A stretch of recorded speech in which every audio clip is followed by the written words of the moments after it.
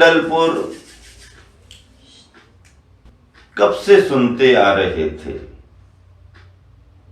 बज कुंडलपुर में बधाई, नगरी में वीर जन्मे महावीर जी। बोलो कुंडलपुर। महाराजा सिद्धार्थ और मां प्रियकारिणी त्रिशला, उनका वो राजप्रासाद, राजमहल सब आंखों में झूल रहा। कैसा रहा होगा महाराजा सिद्धार्थ का पुण्य, कैसा पुण्य रहा होगा मां प्रियकारिणी त्रिशला का, जिन्होंने तीर्थंकर के लिए जन्म दिया। क्या बात है, किसको जन्म दिया? तीर्थंकर। तीर्थंकर तीर्थंकर कौन होते हैं? जो तीर्थ का प्रवर्तन करते हैं वो तीर्थंकर होते हैं। तीर्थ का प्रवर्तन, धर्म तीर्थ का प्रवर्तन, क्या बात है। तीर्थंकर प्रकृति बांध करके आए हैं, जिनका गर्भ कल्याणक संपन्न हो रहा, जिनका जन्म कल्याणक संपन्न हो रहा। ये दोनों कल्याणक कहां संपन्न हुए? बोलो कुंडलपुर। कुंडलपुर, कुंडलपुर में संपन्न हुए। ये सौभाग्य महाराजा सिद्धार्थ और प्रियकारिणी मां त्रिशला को प्राप्त हुआ। क्या बात है। जन्म होते ही साथ शिशु का नाम क्या रखा गया? अरे भैया, नामकरण की बात तो बात की है, पहले वो तो बताओ कैसे कैसे इंद्राणी शिशु को बाहर लाती है और इंद्र उन तीर्थंकर शिशु को उनका दर्शन करने के लिए, उनका स्पर्श करने के लिए लालायत होता है। पंच कल्याणकों में देखा, क्या देखा? कितना बढ़िया दृश्य दिखाया जाता है। मायामयी शिशु को माता के पास सुला करके और तीर्थंकर शिशु को इंद्राणी प्रसूति गृह से लेकर के बाहर आ जाती है। देवराज इंद्र प्रतीक्षा करता रहता है, इतना लेट क्यों हो गई, इतना लेट क्यों हो रही, इतना लेट क्यों हो रही। बेचैनी बेसब्री से इंतजार हो रहा है। और जब इंद्राणी आती है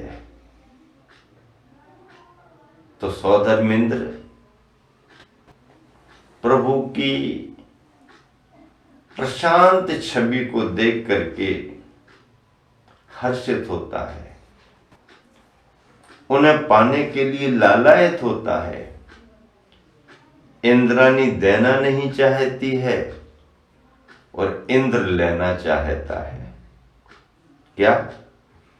इंद्राणी देना नहीं चाहती है और इंद्र लेना चाहता है।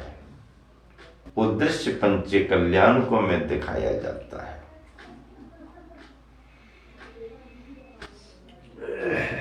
इंद्र जब शिशु को पाता है तो दो नेत्रों से देख देख करके जब तृप्त नहीं होता तो अपने शरीर में कितने नेत्र बना लेता? 1000 नेत्र बना लेता है। 1000 नेत्र, 1000 नेत्र बना करके हजारों नेत्रों से वो देखता है, दर्शन करता है, अतृप्त रहता है। बाल शिशु, अभी बाल शिशु हैं, तीर्थंकर केवल ज्ञानी तीर्थंकर नहीं है, बाल शिशु है। उनका भी इतना बड़ा पुण्य, रत्नों की वर्षा होती है, माता की सेवा होती है। ये सब कहां हुआ? इसी कुंडलपुर नगरी में हुआ। उस समय पूरी राजधानी जिन धर्म का पालन करने वाली थी, आज के समय में सारी बस्ती अजैन है। जैनों के कोई घर नहीं, जैन समाज, जैन समुदाय नहीं। अरे अकेले कुंडलपुर में ही नहीं, आसपास भी जैन समुदाय नहीं। संपूर्ण बिहार प्रांत में भी हजारों की संख्या में ही जैनी बंधु हैं, लाखों में नहीं मिलेंगे। 5-10 हजार, इतनी ही संख्या में पूरा बिहार सिमट गया। बताओ क्या करें? जहां तीर्थंकर भगवंतों के कल्याणक हुए, उनकी राजधानियां रहीं। जिन धर्म राजधर्म रहा, राष्ट्र धर्म रहा, उन कल्याणक भूमियों पर अब केवल मंदिर अकेले बने हुए हैं।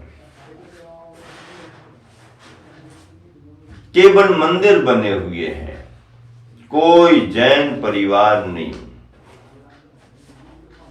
पुजारी जी, मैनेजर, धर्मशाला, यात्री आते हैं, वंदना करते हैं, निकल जाते हैं।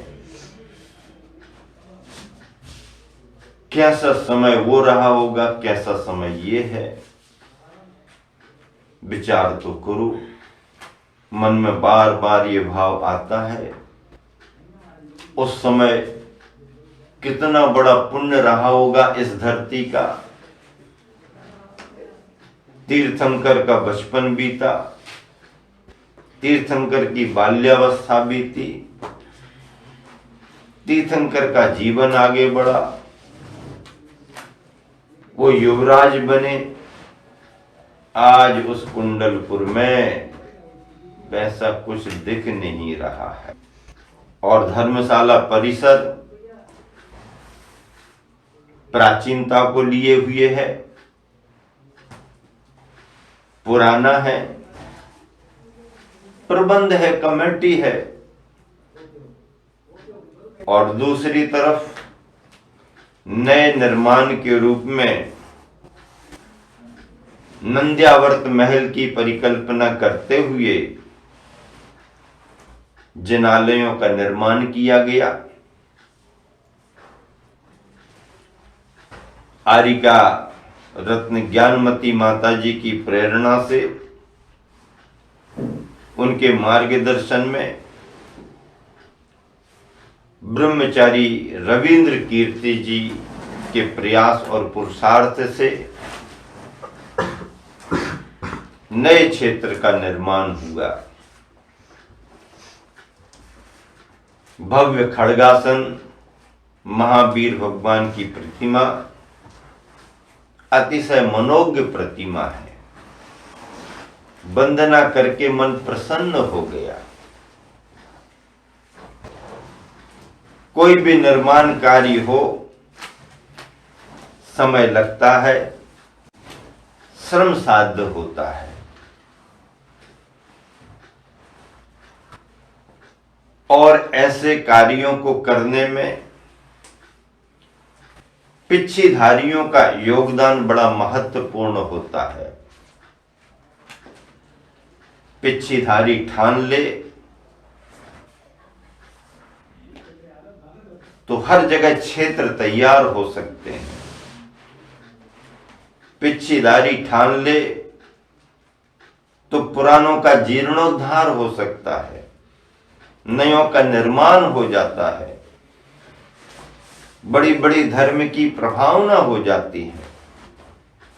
क्योंकि पिच्छीधारी के प्रति लोगों में भावना है, श्रद्धा है, विश्वास है।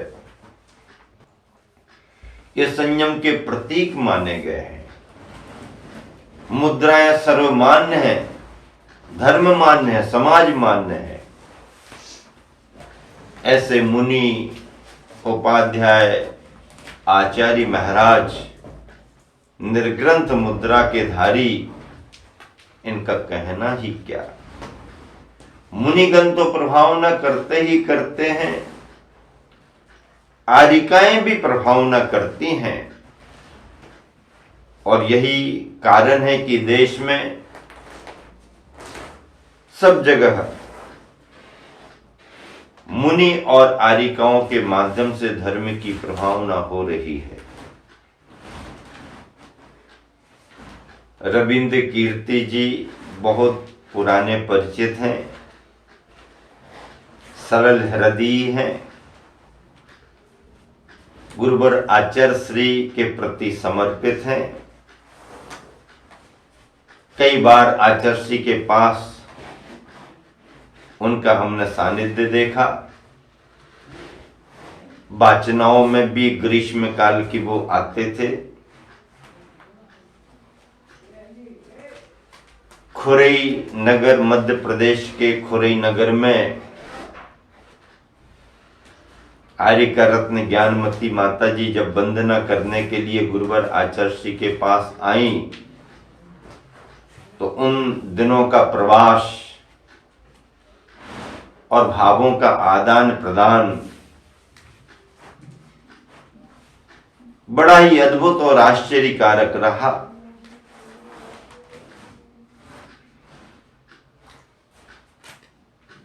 पूरे देश में, समूचे देश में चर्चा का विषय भी रहा, प्रसन्नता और प्रभावना का भी विषय रहा।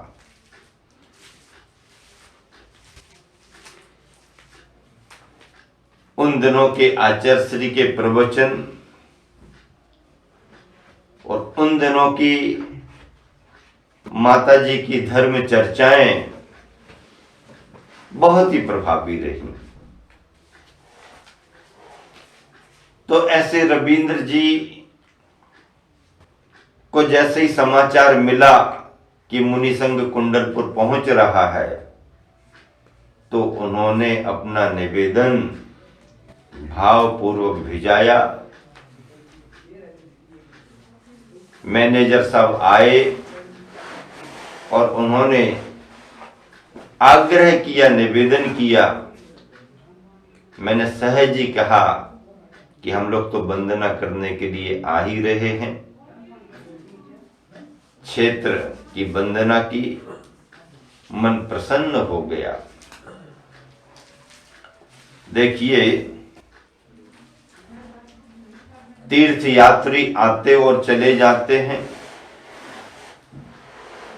साधु संग बार बार नहीं आ पाते हैं, बड़ी दुर्लभता से आते हैं, बड़े भाव से आते हैं। उनका वंदना करना, उनका तीर्थ यात्रा करना उनके जीवन की बहुत बड़ी साधना मानी जाती है। ऐसे इस कुंडलपुर क्षेत्र पर जो भगवान महावीर स्वामी के जन्म कल्याणक से जुड़ा हुआ है,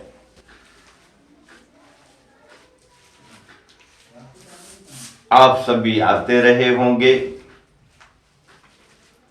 बचपन से सुनता आ रहा था, आज इस क्षेत्र पर आने का सौभाग्य प्राप्त हुआ। वैसे महावीर भगवान की जन्मस्थली के बारे में भी दूसरी मान्यता प्रचलित है, और वैशाली का बसाड़ ग्राम जो है उसे भी विद्वान लोग जन्मस्थली मानते हैं। विदेह कुंड ग्रामे आदि आदि विदेह को लेकर के अब ये सब इतिहासकारों का विषय है भाई। इतिहासकार जो भी अपने तथ्य रखते हैं उन्हें समझना पड़ता है। इस स्थल से भी इतिहास जुड़ा हुआ है।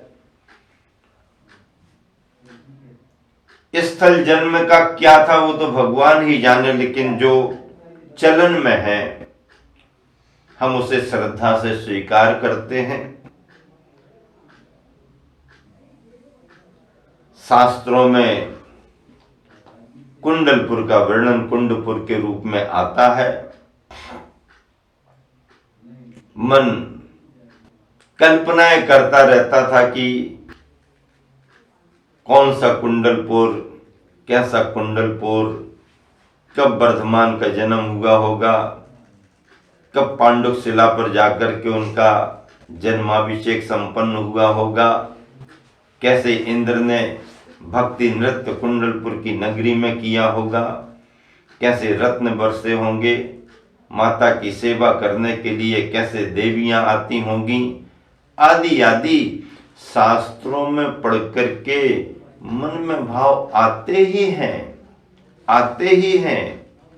तीर्थंकरों के समय उनके पुण्य के कारण ये धरा, ये नगरी विशाल राजधानी थी। कितना बड़ा वैभव, कितना बड़ा पुण्य था, लेकिन आज वैसा कुछ देखने नहीं मिल रहा। छोटी सी बस्ती, ग्रामीण भाग, और आवागमन में भी कोई कभी आ गए, नहीं आए तो यात्री भी नहीं आते। समय का चक्र कैसा बदलता है, समय का फेर कैसा है। देखो तो जो कभी तीर्थंकर भगवान की कल्याणक भूमि रही, जन्मस्थली रही, आज छोटे से रूप में केवल इतिहास के रूप में मंदिर खड़े हैं। यात्रियों का आवागमन हो रहा। मुनि संग यदा कदा जब कभी आ गए, पर बंधुओं इतिहास तो इतिहास ही है। जन्म कल्याणक की भूमि और उसकी पवित्रता को मैं नमन करता हूं। कल्याणक भूमि की वंदना करके अपार प्रसन्नता का अनुभव हो रहा। रात्रि विश्राम होगा, वंदना होगी और भक्ति भावों से शांति धारा संपन्न होगी। विश्व शांति की कामना से शांति धारा संपन्न होगी। ये सब दुर्लभ संयोग और बहुत बड़े सौभाग्य की बात है।